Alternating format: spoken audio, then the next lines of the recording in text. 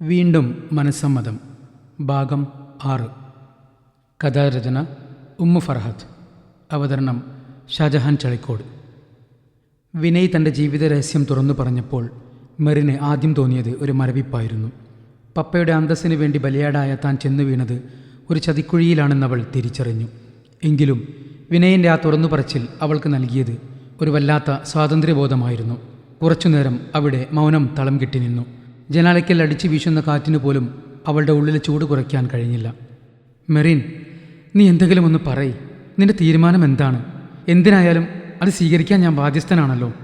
വിനയൻ്റെ ശബ്ദത്തിൽ വല്ലാത്തൊരു വിറയലുണ്ടായിരുന്നു. തൻ്റെ ജീവിതം തന്നെ തകർക്കാൻ ശേഷിയുള്ള ഒരു സത്യം അവൾക്ക് മുന്നിൽ വെളിപ്പെടുത്തിയതിൻ്റെ ആശങ്ക അവനുണ്ടായിരുന്നു.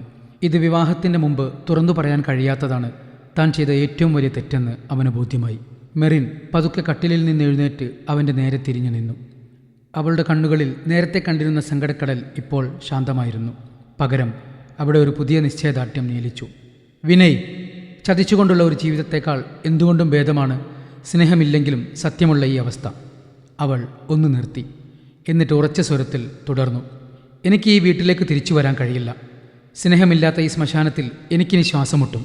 നിങ്ങളെക്കുറിച്ച് പറഞ്ഞാലും ഇവിടെ ആരും എൻ്റെ കൂടെ നിൽക്കില്ല.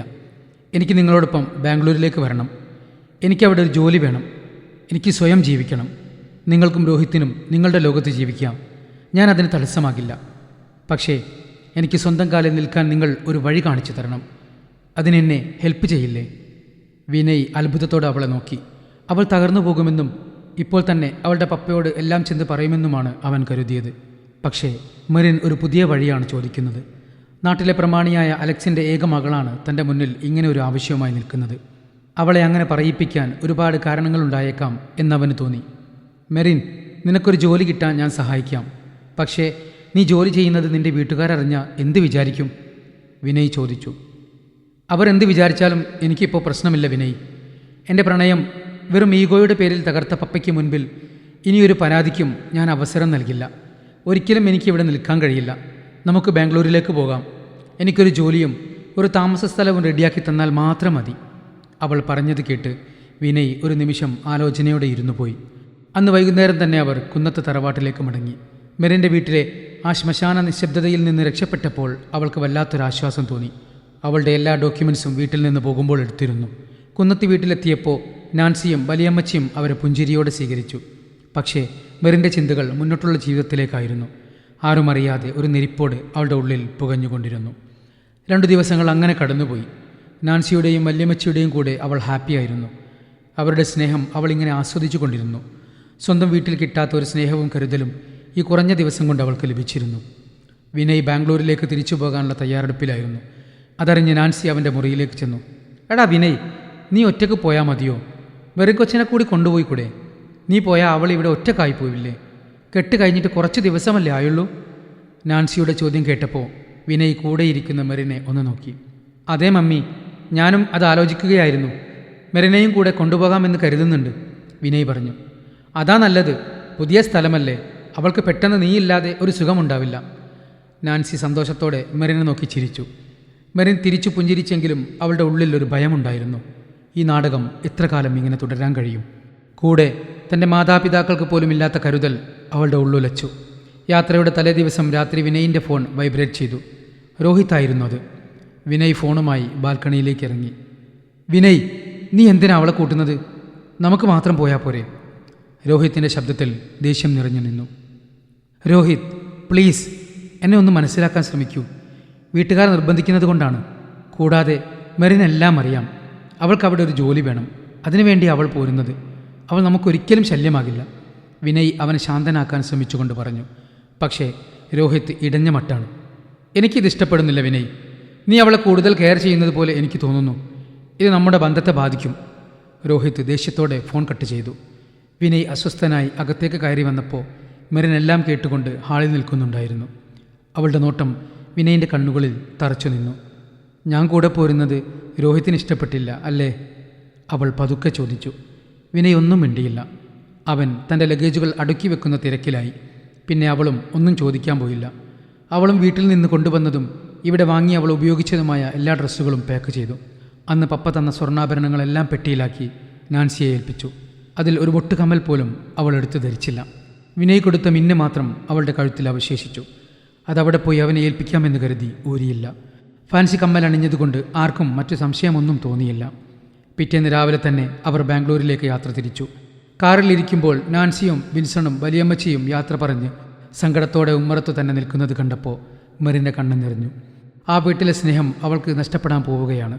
പക്ഷേ തൻ്റെ സ്വാതന്ത്ര്യത്തിന് വേണ്ടി അവൾക്കിത് ചെയ്തേ മതിയാകൂ. അവൾ കണ്ണുകൾ അമർത്തി തുടച്ചു. ബാംഗ്ലൂരിലേക്കുള്ള യാത്രയിലുടനീളം കാറിനുള്ളിൽ ഒരു കനത്ത നിശബ്ദതയായിരുന്നു നിറഞ്ഞു നിന്നത്.